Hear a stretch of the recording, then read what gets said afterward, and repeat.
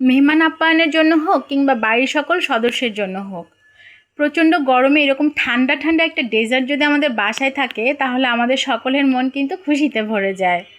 আসসালামু আলাইকুম everyone, welcome back to my channel Swadify by Naima নিপুতে।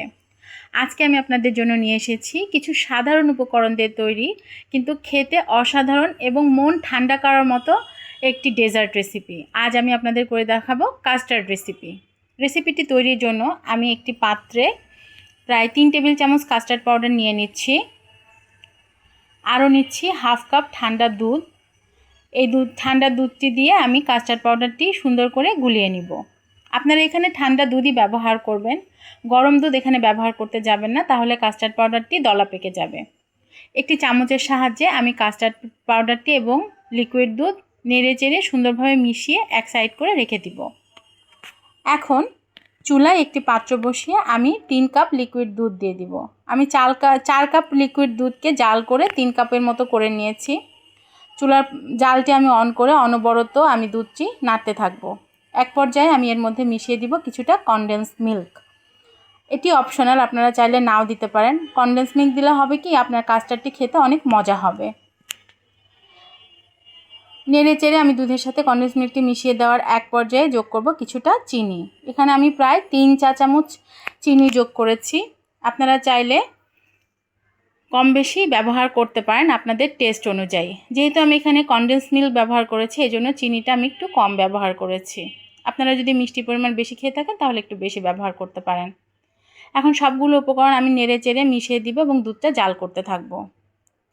দুধটা যখন বলক চলে আসবে তখন আমি আবারও দুধটা সুন্দরভাবে মিশিয়ে নিব, যেন সরটা উপরে না পড়ে যায়। উপরে সরটা পড়লে তখন খেতে ভালো লাগবে না কাস্টার্ডটি।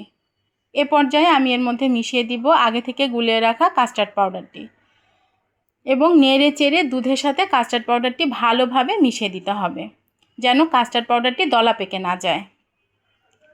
অনবরত নাড়তে থাকতে হবে যেন কোনো ধরনের লাম্পস ক্রিয়েট না হয় এবং ক্রিমি একটা টেক্সচার তৈরি হয়। আপনারা দেখতেই পাচ্ছেন আমার কাস্টার্ডটি হয়ে গিয়েছে এবং ক্রিমি একটা টেক্সচার চলে এসেছে।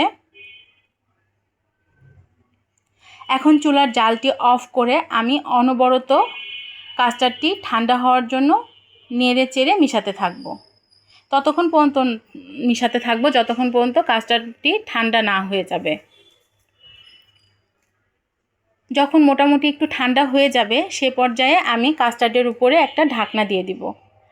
আপনারা কাস্টার্ডটা কখনোই খোলা রাখবেন না, খোলা রাখলে কাস্টার্ডের উপরে একটা লেয়ার তৈরি হবে যেটা খেতে মোটেও ভালো লাগে না। আমি এটা প্রায় নর্মাল টেম্পারেচারে 2 থেকে 2.5 ঘন্টা পর্যন্ত রেখে দিব। এখন কিছুটা ফল আমি কেটে নিব গার্নিশিংয়ের জন্য।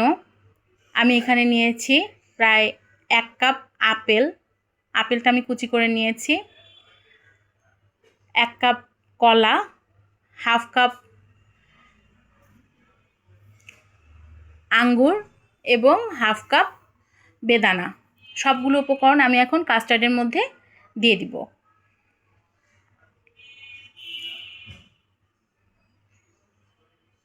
আমি কিন্তু কাস্টার্ডটি প্রায় 2.5 ঘন্টা মতো নর্মাল টেম্পারেচারে রেখেছিলাম ঠান্ডা হওয়ার জন্য এবং খাবার ঠিক আগ মুহূর্তে আমি ফলগুলো কেটে কাস্টার্ডের সাথে মিশিয়ে নিচ্ছি। আপনারা কখনোই ফল মিশিয়ে কাস্টার্ডটা নর্মাল টেম্পারেচারে রাখবেন না, তাহলে হবে কি ফল থেকে পানি ছেড়ে দিবে, তখন কাস্টার্ডের স্বাদটা নষ্ট হয়ে যাবে এবং ফলের কালারও নষ্ট হয়ে যায় অনেক সময়। যেমন আপেলের কালার তো আপনারা জানেন কালো হয়ে যায়। আমি এখন একটা সার্ভিং ডিশে কাস্টার্ডটি সার্ভ করে নিব।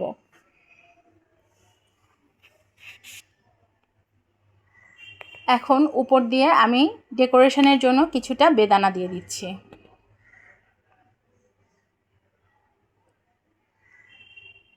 এখন আমি একটি গ্লাসে ডেকোরেশনের জন্য কিছুটা কাস্টার্ড নিয়ে নিচ্ছি এবং উপর দিয়ে 3 প্রকারের আইসক্রিম দিয়ে ডেকোরেট করে নিচ্ছি। এটা অপশনাল, আপনারা আপনাদের পছন্দ মতো আইসক্রিম ইউজ করতে পারেন, চাইলে নাও করতে পারেন। আরও কিছুটা আইসক্রিম দিয়ে আমি উপরে কিছুটা বেদানা ছিটিয়ে দিচ্ছি। ব্যাস হয়ে গেল আমার ঠান্ডা ঠান্ডা কাস্টার্ড রেসিপি। আপনারা সবাই ভালো থাকবেন, আমার জন্য দোয়া করবেন। আসসালামু আলাইকুম।